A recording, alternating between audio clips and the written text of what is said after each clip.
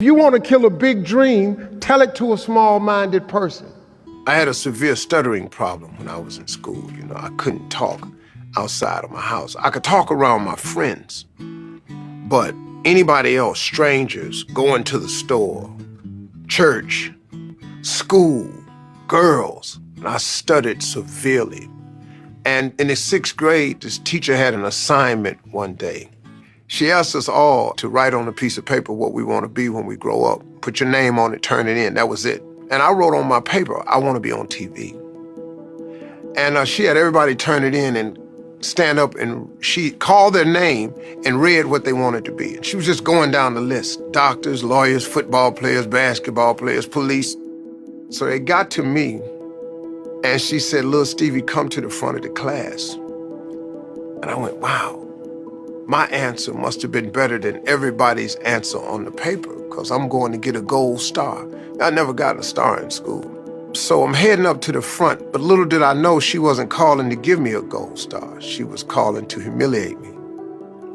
She said, "Why would you write something like this on your paper?"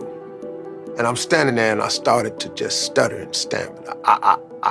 She said, "Who do you know in this school that's ever been on TV? Who in your family has ever been on TV?" I couldn't get nothing out. She said, "Who in this neighborhood has ever been on TV?" And this lady was just laying into me, man. And I was just standing there, I was locked up. And she said, "And look at you. Look at you standing there, you can't even talk. How they gonna put somebody that talk like you on TV?" And she crushed me, man. And then she said, "You're really trying to be a smart aleck in school." So, they used to pin a note on you. So she pinned my paper on me. And then she called my mother and told her, "I'm trying to be a smart aleck in class." And I get to the house, and my mom is waiting on me. "Why are you being a smart aleck in class?" I said, "Mom, I'm not." She asked me what I want to be.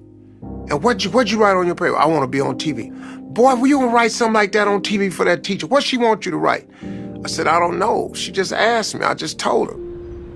She said, "Well, when your father gets home, I'm gonna tell your father, and your father gonna teach you a lesson about being a smart aleck." So I had to wait on the steps on my dad to get home. My father came home, she said, "Slick," which was my daddy's nickname, "your boy been up at the school being a smart aleck." Now, I already know I'm gonna get a whipping for this. She said, "Tell him what you wrote on your paper." And I said, "I want to be on TV." And my father said, "Well, what's wrong with that?" And she said, "Well, he being a smart aleck and putting something like that that's unbelievable on the paper." So my father said, "Bill, how come the boy can't put on the paper he want to be on TV?" So they were starting to get into an argument, so I got sent to my room, which I knew what that meant. That means go in your room, get ready, we're gonna get this whooping, right? So I go in my room, and after having a discussion, my father came in the room. He said, "All right, this is what I want you to do. What does she want you to put on your paper?"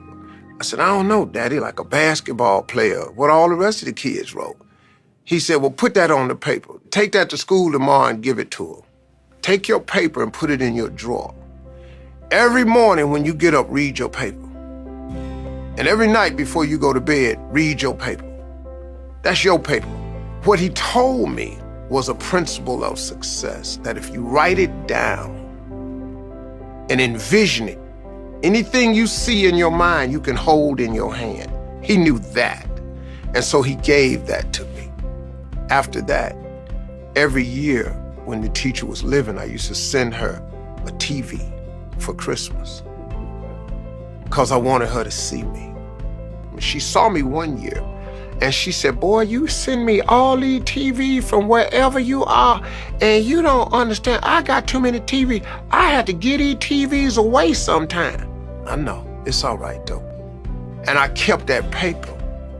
And that little boy with the stuttering problem is on TV 7 days a week.